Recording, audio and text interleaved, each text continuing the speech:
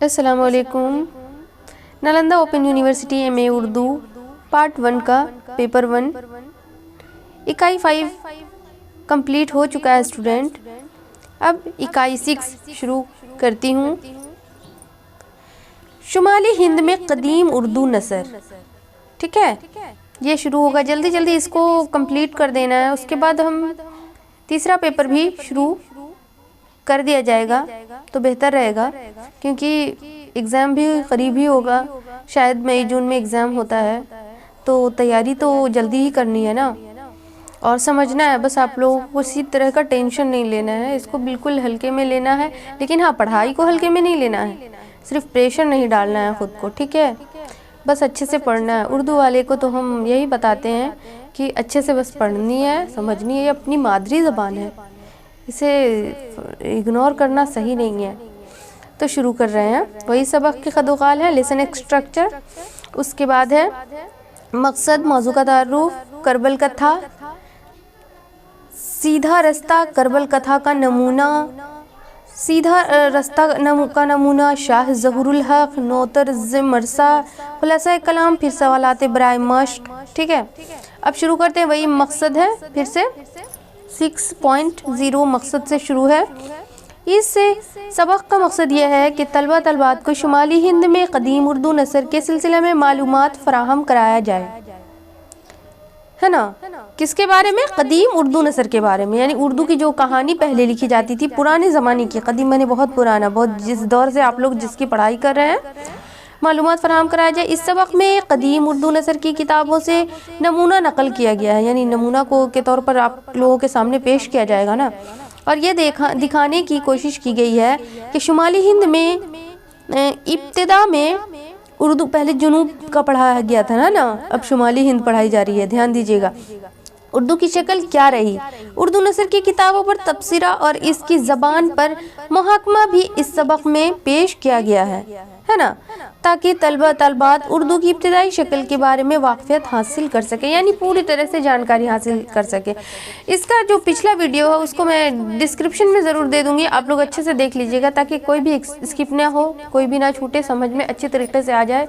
کوئی پڑھانے والا ہوتا ہے نا تو سمجھ میں آسانی سے آتی ہے، ویسے خود سے انسان پڑھتا پڑھتا بالکل بور ہو جاتا ہے، سمجھ میں نہیں آتا ہے کہ اسے کس طرح سے پڑھیں۔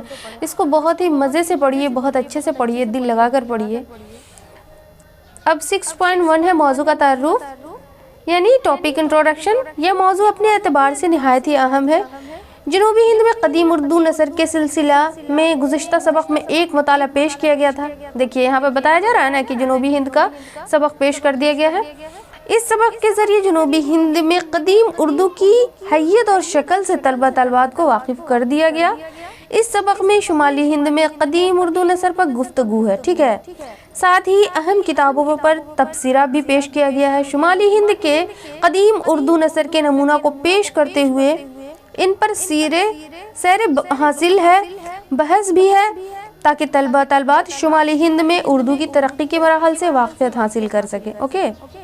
اب دیکھیے 6.2 کربل کتھا کیا ہے؟ کربل کتھا، جس طرح جنوبی ہند میں اردو ترقی کے مراحل طے کر رہی تھی، اسی طرح شمالی ہند میں بھی اس کی ترقی جاری تھی۔ شمالی ہند میں اردو نثر کا جو قدیم نمونہ دستیاب ہوا ہے، کس کا نمونہ دستیاب ہوا ہے؟ تو شمالی ہند میں اردو نثر کا، اوکے، وہ قصہ کہانیوں پر مشتمل ہے یا اس میں مذہبی رنگ نمایاں ہے، اور یہ کتابیں فارسی سے ترجمہ کی گئی ہے۔ کس سے ترجمہ کی گئی ہے؟ فارسی سے ٹرانسلیٹ اردو میں کی گئی ہے۔ انہی کتابوں میں فضلی کی وہ مجلس ہے جو شاہ بادشاہ دسائی کی زمانہ میں 1145 عیسوی اور 1632 عیسوی تک موجود ہے، عیسوی میں لکھی گئی۔ اس وقت مصنف کی عمر 22 برس کی تھی۔ کس کی وہ عمر تھی جس نے لکھا ہے کتاب کو؟ ان کے بارے میں بتائی گئی ہے، ٹھیک ہے، برس کی تھی، جیسا کہ وہ خود اس کتاب کی دیباچہ میں تحریر کرتے ہیں۔ کتاب فارسی کی کتاب روخت الشہداء کا ترجمہ ہے، جو ملا حسین واز کا شفیقی تصنیف ہے۔ فضلی نے اس کی دیباچے میں لکھا ہے کہ میری بڑی تمنا تھی کہ یہ کتاب نہایت سہل اور عام فہم زبان میں جو اس وقت مروج تھی لکھی جائے۔ رواج کے جمع کو مروج لکھی گئی ہے، دھیان دیجیے گا، جس طرح کا رواج رہتا ہے اس کا جمع مروج ہے، ٹھیک ہے۔ مرزا محمد عسکری لکھتے ہیں کہ وہ مجلس درست نام نہیں، کتاب کا اصل نام کربل کتھا ہے، مؤلف کا پورا نام فضل علی فضلی ہے، وہی جنہوں نے جو 22 برس کی عمر میں لکھا ہے ان کے بارے میں بتائی گئی ہے۔ یہ کتاب 1732-33 عیسوی میں مکمل ہوئی ہے۔ اس وقت فضلی کی عمر 22-23 سال تھی۔ اس طرح ان کا سال ولادت 1710 عیسوی بنتا ہے، ٹھیک ہے، بنتا ہے۔ یہ بے حد نایاب کتاب تھی۔ اس کا قلمی نسخہ ڈاکٹر مختار الدین آرزو احمد ٹوبنگن یونیورسٹی جرمنی کے ذخیرہ اشپر نگر سے دریافت کیا تھا۔ یعنی کہاں کہاں کس کا نمونہ کلام ملتا ہے یہ آپ لوگ سمجھ سکتے ہیں۔ بہت ساری ایسی یونیورسٹی میں، بہت سارے ایسے لائبریری میں پرانے قدیم آپ کو نسخہ ملے گا، ٹھیک ہے تھا، اور اب انہوں نے مالک رام کے اشتراک سے مرتب کر کے اکتوبر 1965 عیسوی میں شائع کر دیا ہے۔ بہرحال کربل کتھا شمالی ہند میں اردو نثر کی اولین کتابوں میں شمار کی جا سکتی ہے۔ حامد حسین قادری نے لکھا ہے کہ خواجہ سید اشرف جہانگیر سمنان، جن کا مزار کچھوچا شریف علاقہ اودھ ہے، ٹھیک ہے، یہ گیا میں جو ہے کچھوچا شریف، ان کے بارے میں لکھا ہوا ہے۔ پھر سے میں ریوائز کرتی ہوں۔ بہرحال کربل کتھا شمالی ہند میں اردو نثر کی اولین کتابوں میں شمار کی جا سکتی ہے۔ حامد حسین قادری نے لکھا ہے کہ خواجہ سید اشرف جہانگیر سمنان نے، جن کا مزار اشرف قادری سمنان، جن کا مزار کچھوچا شریف علاقہ اودھ میں ہے، نے اردو میں ایک رسالہ اخلاق و تصوف پر 708 ہجری 1308 عیسوی میں تصنیف کیا ہے، لیکن آج تک یہ رسالہ دستیاب نہیں ہوا ہے، یعنی آج تک نہیں مل سکا ہے، اس کے بارے میں ہوا نہ اس کا کوئی نسخہ کسی کتاب خانے میں موجود ہونے کی اطلاع ہے۔ اس صورت میں اس کا عدم اور وجود برابر ہے۔ البتہ بہار میں ایک رسالہ صراط مستقیم مورخ سید ہراستہ ملا ہے، جو حضرت عماد الدین قلندر پھلواری کی طرف منسوب ہے۔ کہا جاتا ہے کہ انہوں نے اسے 1081 ہجری میں، یعنی کربل کتھا کی تالیف 1145 ہجری سے 64 برس قبل لکھا تھا، ٹھیک ہے۔ اب آتے ہیں 6.3 میں سیدھا رستہ۔ ڈاکٹر اختر اورینوی اپنی کتاب بہار میں اردو زبان و ادب کا ارتقاء، یہ ہمارے ایریا کے، ہمارے علاقہ کے افسانہ نگار ہیں جن کا نام ڈاکٹر اختر اورینوی ہے، اورین کے ہیں، ٹھیک ہے۔ ادب کا ارتقاء میں سیدھا رستہ کے سلسلہ میں تحریر کیا ہے کہ دینیات کا ایک مختصر رسالہ ہے۔ یہ حضرت عماد الدین قلندر کی تصنیف ہے۔ جب تمنا عمادی مجیبی پھلواری کو رسالہ مذکور خانقاہ عمادیہ منگل تالاب پٹنہ سٹی کے کتب خانہ سے ملا تھا۔ رسالہ عذابتدار انتہا خط نسق میں لکھا ہوا ہے۔ رسالہ مابار پٹنہ ماہ مارہ 1926 عیسوی مرتبہ قاضی عبدالودود ہوگا، یہاں پہ نقطہ کی کمی ہو گئی ہے، الودود میں سیدھا رستہ کی پوری نقل اصل کے مطابق شائع ہو چکی ہے، ٹھیک ہے۔ 6.4 کربل کتھا کا نمونہ۔ اب کربل کتھا کا نمونہ یہاں پر پیش کیا گیا ہے۔ حمد بے غایت اور شائع بے نہایت، شائستہ و سزا وار اس کمبر ہائے واجب الوقت کیونکہ بزرگی صفات کمال اوس کی کے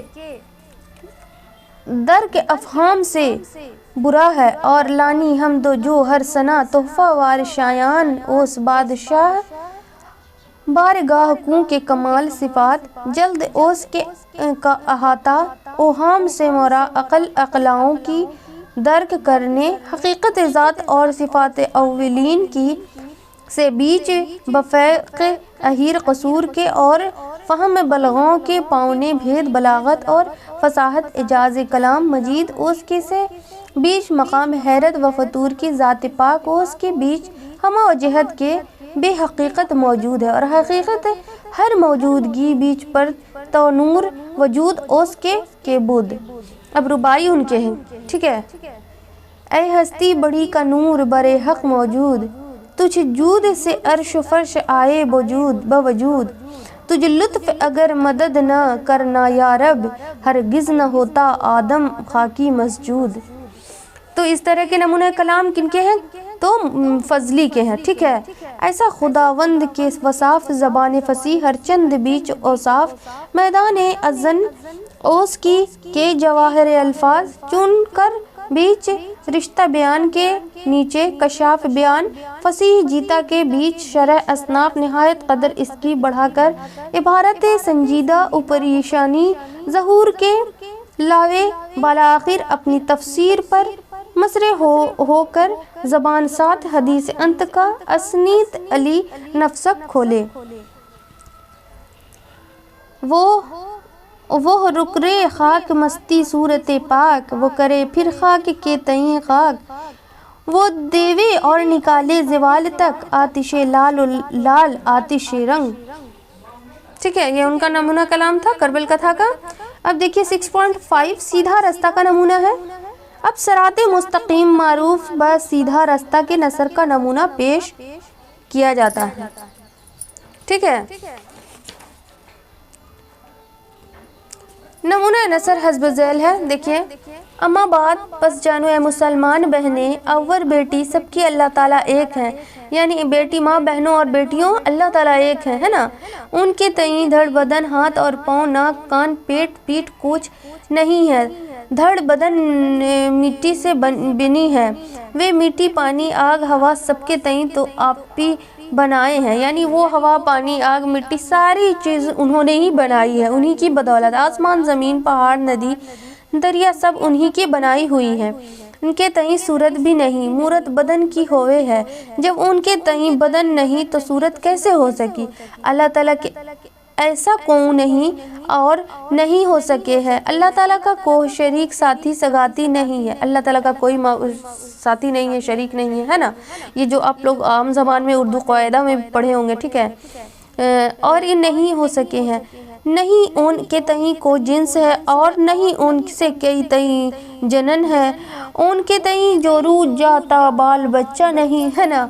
किस तरह के लिखे हुए, नहीं मर्द नहीं वे लड़का है, नहीं बूढ़ा नहीं जवान, वे हमेशा सदा सीती हैं और सदा तलक रहें, जिसे थे वैसे ही हैं और वैसे ही रहें। वे लिखते हैं बिना आँख के और सोने हैं बिना कान के और बोले हैं बिना मुंह और ज़बान के। मतलब उनके पास कोई नहीं है, इसके बारे में बताई गई है। खुदा पाक की यहाँ पर तारीफ़ की गई है। रिसाला में 7 छोटी छोटी फसीलें हैं और रिसाला का इख्तिमाम यूँ होता है, इन सब बात सिती बचना है हर मुसलमान के वास्ते फ़र्ज़ है। अल्लाह ताला हर मुसलमान मर्द औरत के तईं नेक काम की तौफीक देवे और बड़े बड़े काम से सबती बचावे, और इस फ़कीर इमादुद्दीन के माँ बाप के तईं और सब मुसलमान औरत मर्द जीते मुँह कौन अपनी करम सबती बख्शिश देवें और सबके गुनाहों सबती दरगुजर फरमा देवें और मुँह पीछे अपने हबीब रसूल के शिफायत रोज़ी फरमा दें। आमीन सुम्मे आमीन। अल्लाह ताला से बात की गई है।